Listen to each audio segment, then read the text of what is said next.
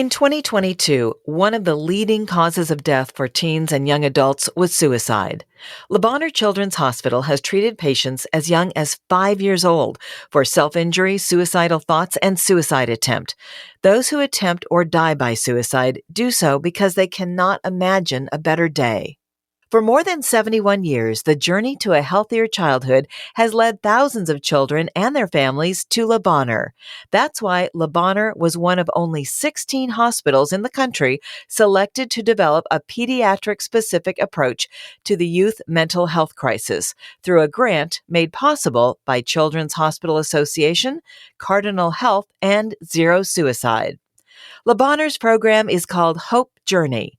Senior Director of Emergency Services, Barbie Stewart, is here to talk about childhood suicide and how we can help in the fight to keep children safe.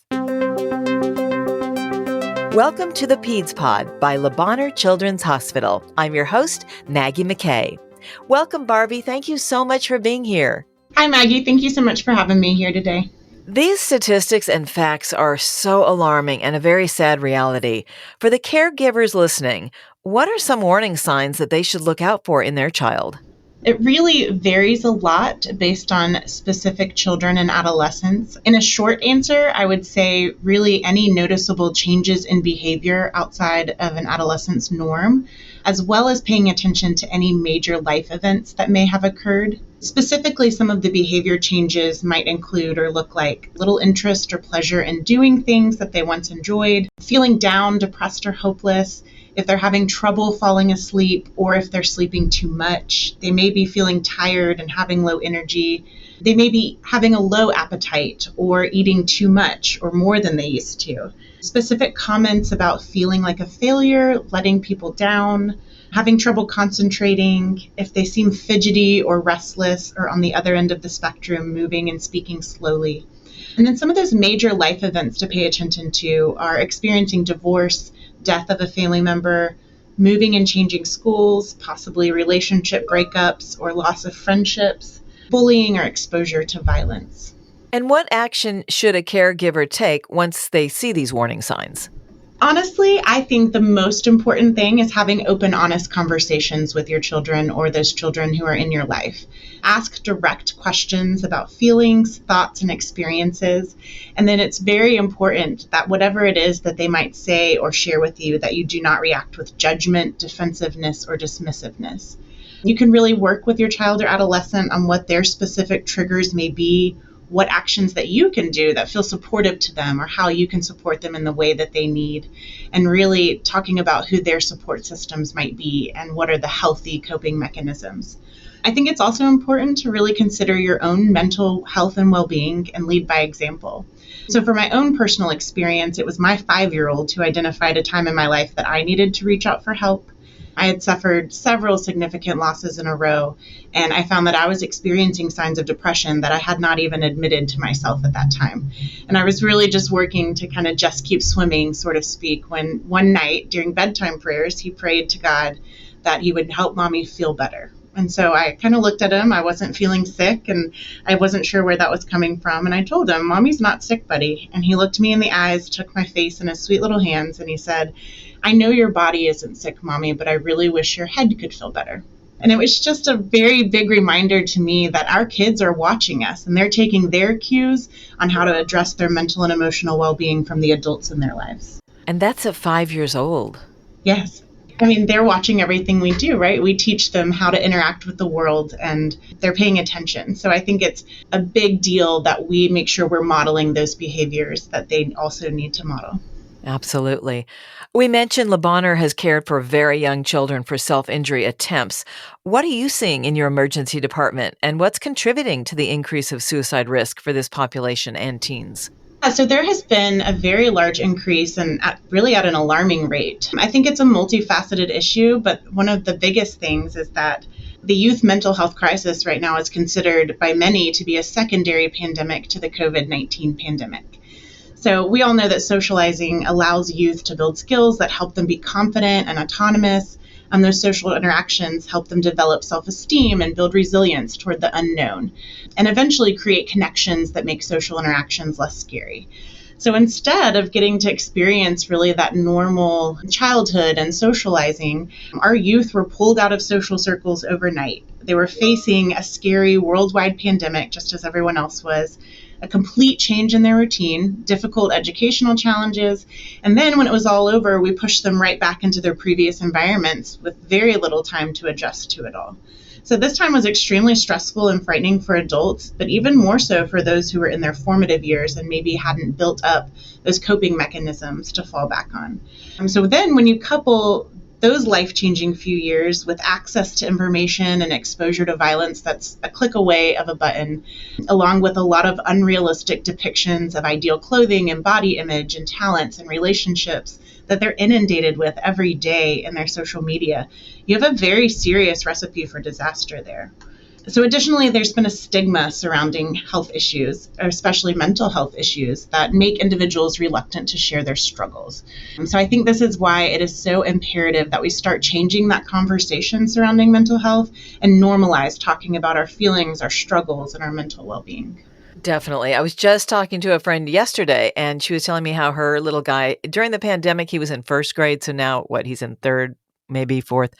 And he was really scared of all the masks at the time. And ever since, even though we're kind of back to normal, she said she cannot get him to do even sports. He doesn't want to be with any groups because he's still nervous about it. And I thought, wow, just think how many other kids are in that same boat. So just exactly what you're talking about. But tell us more about Bonheur's Hope Journey program and how it's helping children in the Memphis community.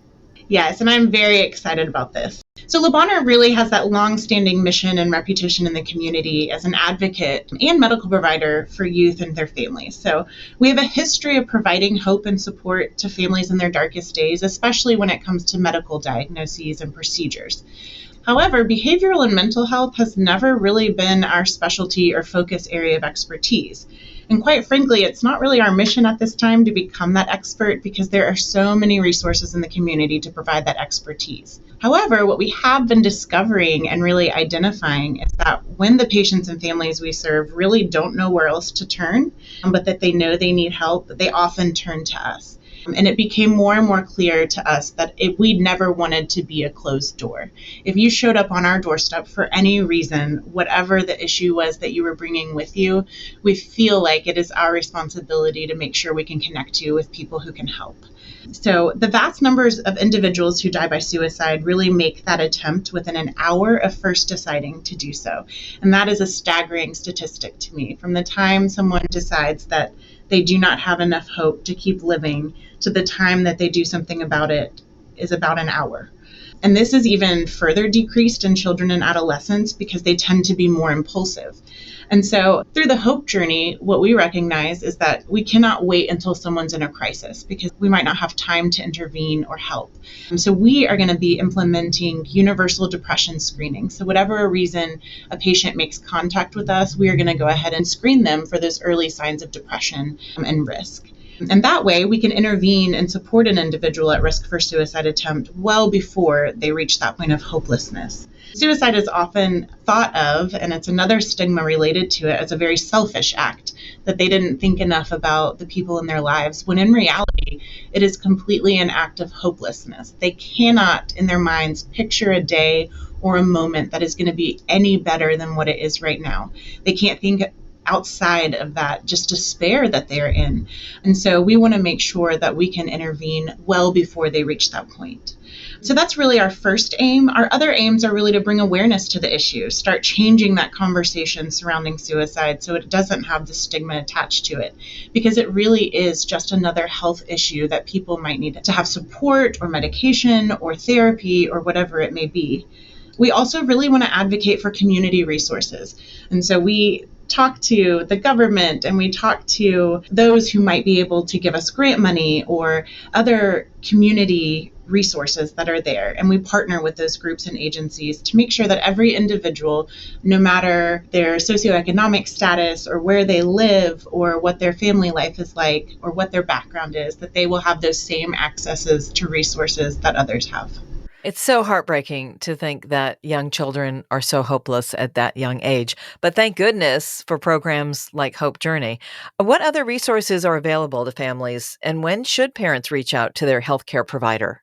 So this is so interesting. A few months ago, when we started this journey, I really felt like there were not very many resources in the community. But with each new meeting I attend, each new individual that I meet, there are so many efforts surrounding this right now to really make sure that there's access. I think part of the problem is that those who need access to these services don't know that they're out there. So we actually have a Hope Journey page on the Le Bonheur website where we're housing a list of resources that both medical providers and families are going to be able to access just to see all the things that they're out there. It will be a living, breathing document because I feel like we learn about new resources every day. But if you're just looking for a place to start, you could go to that website, you could look, but also talk to your medical provider. They're a great resource. If you don't feel comfortable talking to a medical professional right away, or that's not where your comfort level is, there are others that might be able to connect you with those right services, such as pastors of churches, school counselors, and other community groups. I would say the right time to reach out for help is the moment that you sense something has changed. And even more important than that, if a child or adolescent in your life has verbalized that they need help, don't brush those conversations or instincts off. It is often very difficult for someone to verbalize that they need help, and that might be the only opportunity that you have to intervene. So take it seriously, talk with them, treat it just as important as you would if someone told you that they had a medical condition that they were hurting or experiencing. It can be difficult to really hone in on what's going on when there's behavioral and emotional changes because we all know that puberty and impulsivity can create a really wide range of emotional and behavioral changes in youth.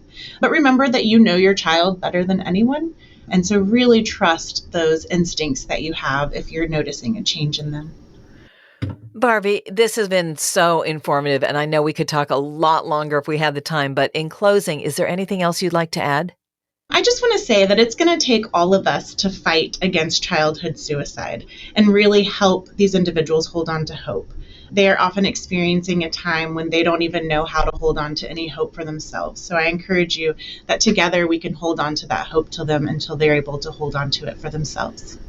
Thank you so much for your time, Barbie. I know it's a tough topic to talk about, but it's one of those conversations that needs to be shared. And like you said, we need to take the stigma out of it. Yes, absolutely. Again, that's Barbie Stewart.